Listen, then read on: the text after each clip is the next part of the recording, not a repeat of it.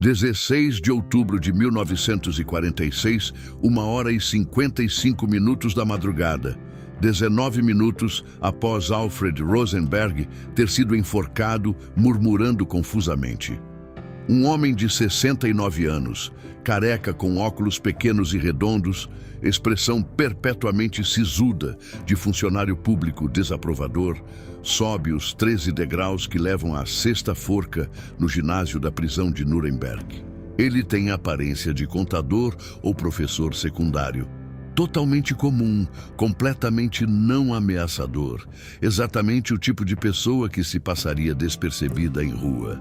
Este é Wilhelm Frick, que foi ministro do interior do Reich, de 1933 a 1943.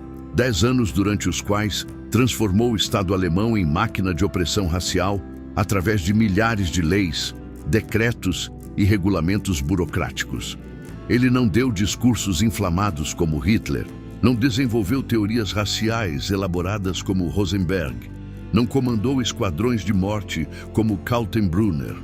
Wilhelm Frick simplesmente transformou racismo em lei, genocídio em política administrativa, atrocidade em procedimento burocrático.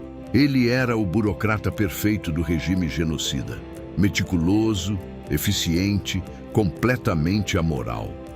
Conforme sobe os degraus da forca nesta madrugada de outubro, Frick mantém a mesma expressão sisuda e desaprovadora que manteve durante vida inteira de serviço público. Não chora, não grita, não murmura confusamente. Ele simplesmente sobe, passo após passo, como se estivesse caminhando para mais um dia tedioso no escritório. No topo da plataforma, quando a sentença é lida, Wilhelm Frick fala pela última vez, e suas palavras são surpreendentemente breves e banais. Lebe ewig Deutschland. Viva a Alemanha eternamente. É tudo. Nenhuma tentativa de justificação elaborada, nenhuma defesa de suas políticas.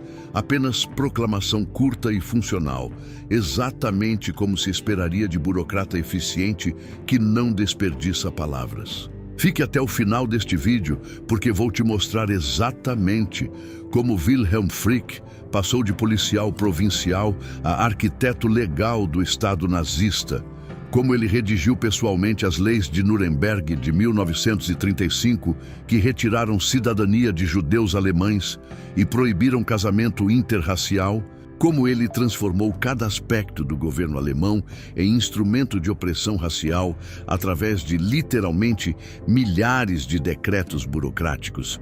E como, no julgamento de Nuremberg, sua defesa foi simplesmente que estava fazendo seu trabalho como funcionário público civil, uma defesa que o tribunal rejeitou absolutamente. Mas antes de subir à forca naquela madrugada, algumas horas antes às 6 da tarde do dia 15 de outubro, Wilhelm Frick teve sua última refeição. Ele pediu comida simples alemã, salsicha, chucrute, batatas, cerveja. Comeu metodicamente, mastigando cada porção o número apropriado de vezes, como havia feito durante toda a vida disciplinada. Depois de comer, organizou os utensílios perfeitamente na bandeja, limpou a boca com o guardanapo dobrado precisamente e sentou-se ereto na cama, aguardando com paciência burocrática que caracterizou carreira inteira. Wilhelm Frick nasceu em 12 de março de 1877 em Aussens, pequena cidade na Palatinado, Alemanha. O pai era professor, a família classe média baixa respeitável. Wilhelm cresceu em ambiente de ordem, disciplina e respeito pela autoridade. Ele era estudante aplicado, não brilhante, mas trabalhador, que seguia regras meticulosamente e esperava que outros fizessem o mesmo.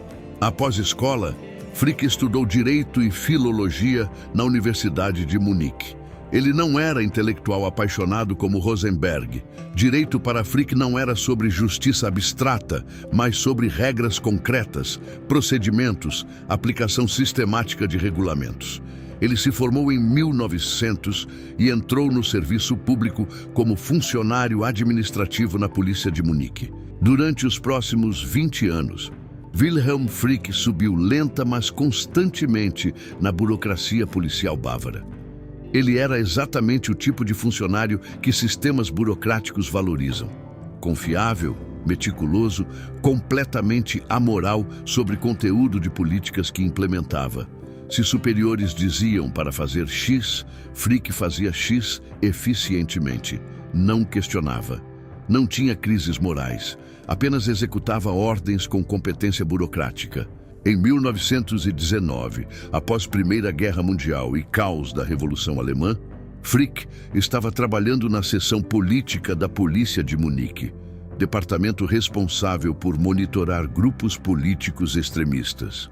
E foi nesta capacidade que Wilhelm Frick conheceu Adolf Hitler. Hitler tinha acabado de juntar-se ao minúsculo Partido dos Trabalhadores Alemães e estava sob vigilância policial como potencial agitador. Frick foi designado para monitorá-lo. Mas, ao invés de ver Hitler como ameaça, Frick simpatizou com mensagem nacionalista extrema e antissemita do futuro Führer. E, crucialmente, Frick começou a usar posição na polícia para proteger e ajudar o movimento nazista nascente. Quando Hitler tentou golpe em Munique em novembro de 1923, o famoso putsch da cervejaria, que falhou miseravelmente, Wilhelm Frick foi cúmplice ativo. Ele usou a autoridade policial para facilitar golpe, embora tentasse minimizar papel depois, quando tudo desmoronou. Frick foi julgado junto com Hitler e outros conspiradores e condenado, mas recebeu sentença suspensa e continuou no serviço público.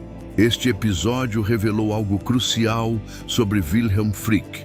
Ele estava disposto a usar posição burocrática para fins políticos extremistas, mas sempre cuidadosamente, sempre mantendo negabilidade, sempre escondido atrás de procedimentos formais. Era traição burocrática, metódica, documentada, justificada por regulamentos técnicos. Durante anos 1920, conforme nazistas reorganizavam após fracasso do putsch, Frick continuou ajudando o movimento discretamente enquanto mantinha carreira no serviço público. Em 1924, foi eleito para Reichstag como deputado nazista, um dos primeiros. E em 1930, algo extraordinário aconteceu. Wilhelm Frick tornou-se ministro do Interior e Educação no estado da Turíngia, tornando-se o primeiro nazista a ocupar cargo ministerial em qualquer governo alemão. Seu tempo na Turíngia foi laboratório para o que faria nacionalmente depois de 1933. Frick usou a autoridade ministerial para começar a implementar políticas raciais, demitindo funcionários públicos judeus, introduzindo currículo nazista em escolas, usando o poder estatal para promover ideologia nazista. E fez tudo através de decretos administrativos formais, regulamentos burocráticos, procedimentos legais apropriados. Não era revolução violenta nas ruas, era revolução silenciosa através de papelada oficial. Então, em 1933, veio a tomada de poder nazista e Wilhelm Frick foi nomeado ministro do Interior do Reich, uma das posições mais poderosas no novo regime. E pelos próximos 10 anos, ele transformaria o Estado alemão em instrumento de genocídio através do método que dominava perfeitamente: burocracia. Se você ainda não se inscreveu no canal, se inscreve agora, porque vou te mostrar como Wilhelm Frick transformou a teoria racial abstrata de Rosenberg em milhares de leis e regulamentos concretos que destruíram vidas de milhões. Como ministro do Interior de 1933 a 1943, Wilhelm Frick tinha autoridade sobre vasta gama de funções governamentais: administração interna, polícia, leis civis, saúde pública e, crucialmente, definição legal de cidadania e direitos civis. E ele usou cada uma destas áreas para implementar a agenda racial nazista através de burocracia meticulosa.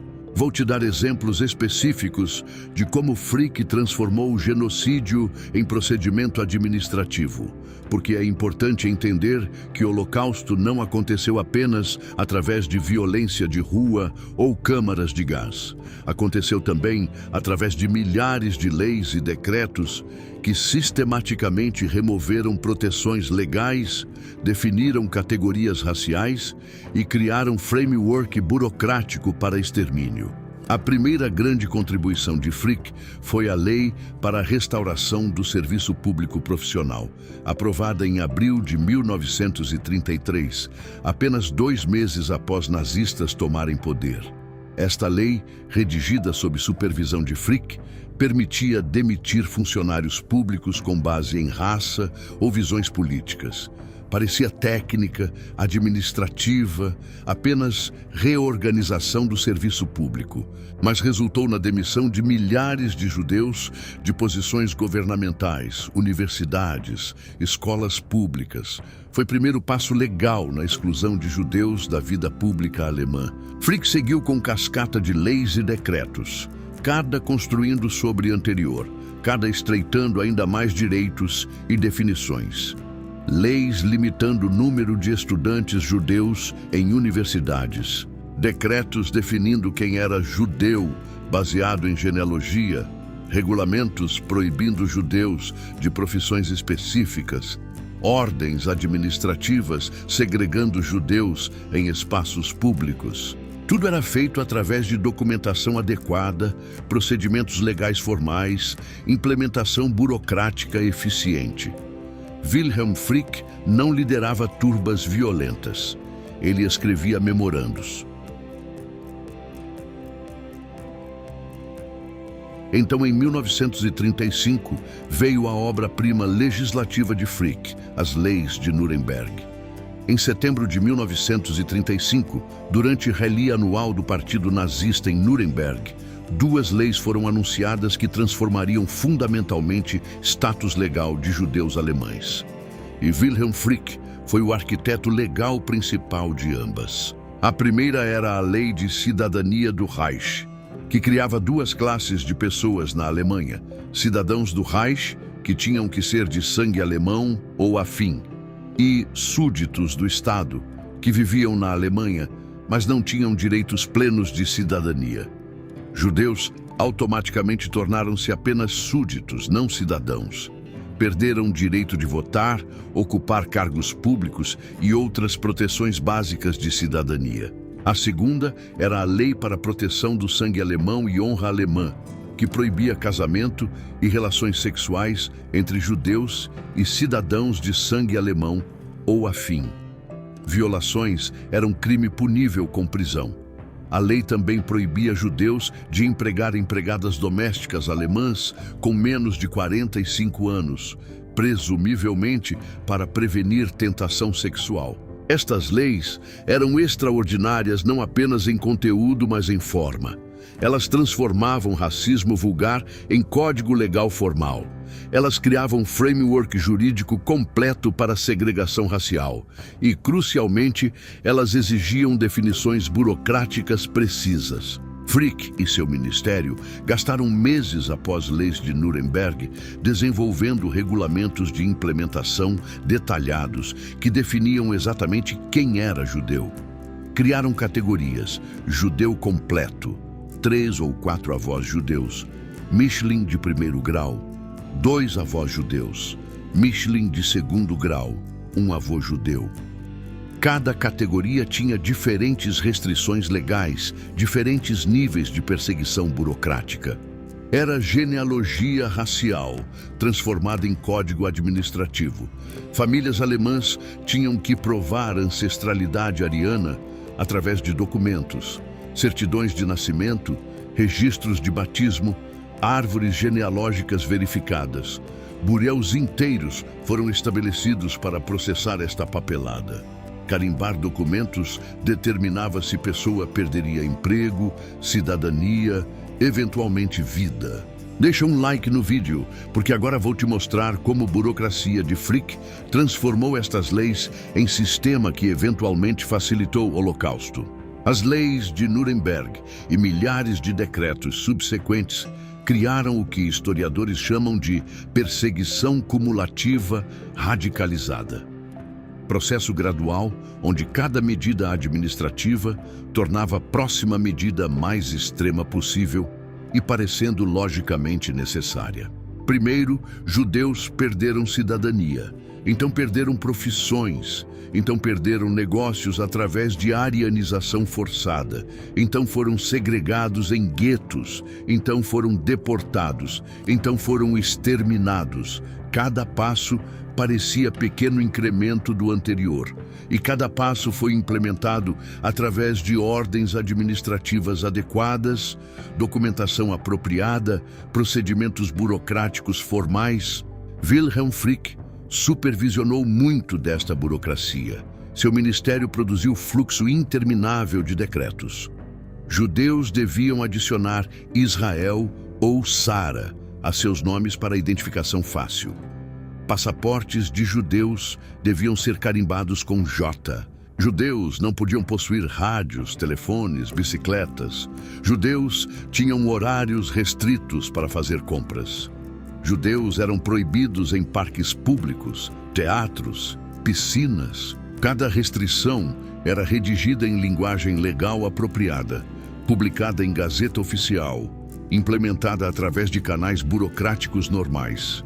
Se alguém apenas lesse decretos sem contexto, pareceriam regulamentações administrativas tediosas, mas cumulativamente criavam um sistema de apartheid que tornava a vida impossível e preparava terreno para extermínio. Frick também supervisionou aspectos mais sinistros de política racial nazista.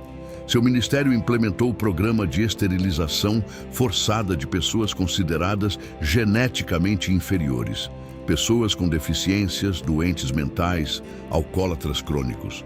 Entre 1934 e 1945, aproximadamente 400 mil alemães foram esterilizados forçadamente sob leis que Frick ajudou a redigir. E quando o programa Eutanásia, Action T4, começou em 1939, assassinando sistematicamente pessoas com deficiências em instalações médicas, o Ministério de Frick forneceu framework legal e administrativo. Embora o programa fosse tecnicamente secreto, a burocracia de Frick processava papelada, autorizava transferências de pacientes, estabelecia cobertura legal. Esta foi fase de teste para o Holocausto, desenvolvendo técnicas de assassinato em massa, incluindo primeiras câmaras de gás, criando burocracia de morte, normalizando o extermínio como política administrativa. E Wilhelm Frick forneceu infraestrutura burocrática que tornou possível. Então, quando a solução final começou em 1941-1942, transformando o extermínio de escala limitada em genocídio industrial, sistema que Frick havia construído já estava instalado. Definições raciais estavam codificadas, identificação estava sistematizada, deportação tinha precedentes legais, tudo o que era necessário era expandir escala. Frick pessoalmente não organizou transporte para Auschwitz. Isso era trabalho de Eichmann e SS. Mas framework legal e administrativo que Frick havia construído durante décadas como ministro do interior tornou o Holocausto burocraticamente possível. Quando os judeus foram deportados, foi sob a autoridade de decretos que o Ministério de Frick havia emitido. Quando propriedade foi confiscada, foi sob leis que Frick havia redigido. Quando cidadania foi despojada, foi sob leis de Nuremberg que Frick havia arquitetado. Em 1943, o poder de Frick estava diminuindo. Heinrich Himmler estava consolidando controle sobre aparato de segurança interna. Frick foi movido para a posição menos influente como protetor do Reich da Boêmia e Morávia, essencialmente governador da Tchecoslováquia ocupada. Mas dano já estava feito. Durante 10 anos como ministro do interior, ele havia transformado o Estado alemão em máquina de genocídio através de burocracia. Compartilha esse vídeo, porque agora vou te mostrar como no julgamento de Nuremberg, Frick tentou defender-se, alegando que era apenas funcionário público, fazendo trabalho administrativo. Quando Wilhelm Frick foi capturado em maio de 1945 e levado para Nuremberg para julgamento, ele não esperava ser tratado como criminoso. Afinal, ele não havia comandado tropas de combate, não havia operado campos de extermínio. Ele havia sido funcionário público civil, ministro do interior, executando funções administrativas legítimas de governo. No julgamento, Frick foi acusado de todos 4 crimes: conspiração para cometer crimes contra a paz, crimes de guerra e crimes contra a humanidade. E evidência contra ele era vasta pilha de papéis, leis, decretos, regulamentos, memorandos, todos com assinatura ou aprovação de Wilhelm Frick. Quando testemunhou em própria defesa, Frick montou o argumento que era essencialmente: eu era administrador executando políticas decididas por superiores através de meios legais apropriados. Ele alegou que leis de Nuremberg eram legislação doméstica legítima dentro de soberania alemã. Restrições a judeus eram políticas governamentais que ele tinha dever implementar. Ele não tinha conhecimento de extermínio, apenas administrava políticas de separação e emigração. Como funcionário público civil, não tinha responsabilidade por ações militares ou de segurança. Era defesa de burocrata. Eu apenas seguia procedimentos apropriados, executava políticas estabelecidas, mantinha funções administrativas normais de governo. Promotores de Nuremberg destruíram esta defesa sistematicamente. Apresentaram as próprias leis e decretos de Frick, mostrando que ele não era implementador passivo, mas arquiteto ativo de perseguição racial. Mostraram que ele, pessoalmente, redigiu legislação eliminando direitos de judeus. Mostraram que seu ministério criou framework burocrático que tornou o Holocausto administrativamente possível. Crucialmente, promotores argumentaram que fazer genocídio parecer legal através de procedimentos burocráticos apropriados não torna genocídio menos criminoso, torna mais insidioso. Frick havia usado a aparência de legalidade para dar verniz de legitimidade a crimes contra a humanidade. Apresentaram testemunhas que descreveram como decretos aparentemente neutros de Frick, na prática destruíram vidas. Judeu que perdeu cidadania sob lei de cidadania do Reich. Família separada sob leis de casamento. Pessoa esterilizada forçadamente sob legislação de saúde de Frick. Cada caso mostrando que por trás de linguagem legal seca estava sofrimento humano real. Frick também não podia alegar ignorância de extermínio. Como ministro do interior até 1943, ele recebia relatórios, participava de reuniões ministeriais, tinha acesso a informações sobre o que estava acontecendo nos territórios orientais. Ele pode não ter visitado Auschwitz como Kaltenbrunner, mas sabia que judeus deportados não estavam sendo reassentados, mas exterminados. Durante o julgamento, Wilhelm Frick manteve mesmo a expressão sisuda e desaprovadora que sempre teve. Ele não quebrou emocionalmente como alguns. Não mentiu descaradamente como Kaltenbrunner. Ele simplesmente insistiu que havia feito o trabalho apropriadamente, que havia seguido procedimentos corretos, que havia sido funcionário público diligente. Gustave Gilbert, psicólogo da prisão, observou que Frick era burocrata perfeito, completamente focado em procedimento, totalmente indiferente a resultado humano. Gilbert escreveu que Frick discutia leis de Nuremberg como o engenheiro discutiria especificações técnicas, sem conexão emocional com o que significavam para pessoas reais. Outros réus tinham pouco a dizer sobre Frick. Ele não era odiado como Kaltenbrunner ou zombado como Rosenberg. Era apenas ignorado, burocrata cinza tedioso que todos esqueciam estava lá.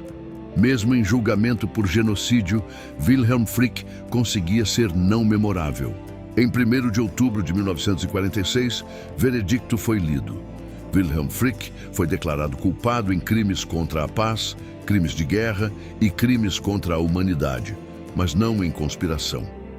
O tribunal concluiu que Frick implementou políticas de perseguição racial através de legislação e administração, e que leis e decretos de Frick criaram framework legal para genocídio. Sentença foi morte por enforcamento. Frick recebeu o veredito com a mesma expressão sisuda. Não protestou, não quebrou, apenas assentiu brevemente e foi levado de volta à cela. Nas últimas semanas, antes da execução, Wilhelm Frick não escreveu memórias elaboradas ou fez proclamações filosóficas. Ele organizou seus papéis pessoais metodicamente, escreveu cartas curtas e formais para a família e esperou com paciência burocrática que caracterizou vida inteira. 15 de outubro de 1946, última noite. Frick comeu última refeição metodicamente, organizou bandeja e sentou-se calmamente aguardando.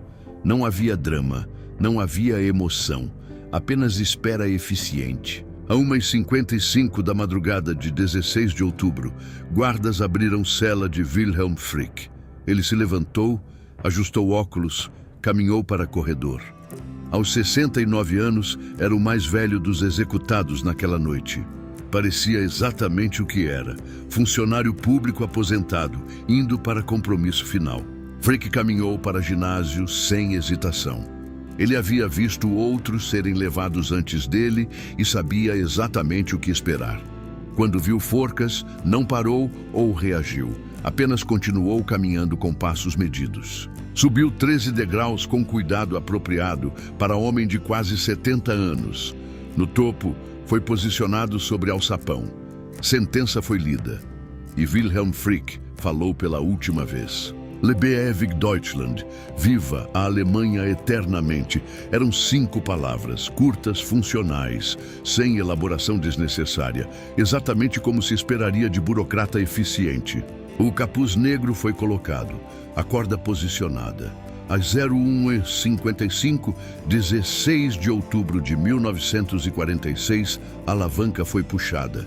Wilhelm Frick caiu através do alçapão. A queda foi relativamente limpa e ele foi declarado morto 8 minutos depois, às 02:03. O burocrata do genocídio, o homem que havia transformado teoria racial em código legal, que havia redigido leis de Nuremberg que despojaram judeus de cidadania, que havia criado framework administrativo que tornou o Holocausto burocraticamente possível, estava morto. O corpo foi cremado com outros, cinzas espalhadas em rio. Não haveria túmulo. Mas leis sobreviveram, não como legislação ativa, mas como evidência, como aviso, de como o genocídio pode ser implementado não apenas através de violência, mas através de burocracia, como formulários corretos, carimbos apropriados, procedimentos formais podem facilitar assassinato em massa tão efetivamente quanto balas e gás. Wilhelm Frick provou que burocratas seguindo procedimentos apropriados podem ser tão culpados de genocídio quanto assassinos puxando gatilhos. Provou que tornar a atrocidade legal através de legislação não torna menos criminosa, torna mais insidiosa. Provou que apenas fazendo meu trabalho não é defesa quando o trabalho é implementar genocídio através de papelada.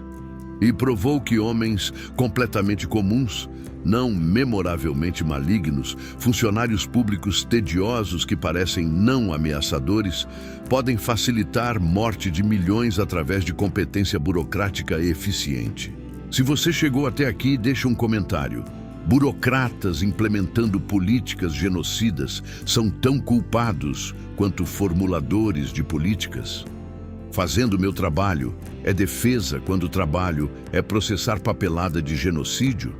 Competência administrativa pode ser crime? Compartilha este vídeo porque questão que Wilhelm Frick representa, responsabilidade de burocratas que tornam atrocidades administrativamente possíveis, continua relevante em qualquer sistema onde mal é implementado através de procedimentos formais. E se inscreve no canal, porque vamos continuar série Nuremberg com os últimos enforcados naquela noite. Obrigado por assistir.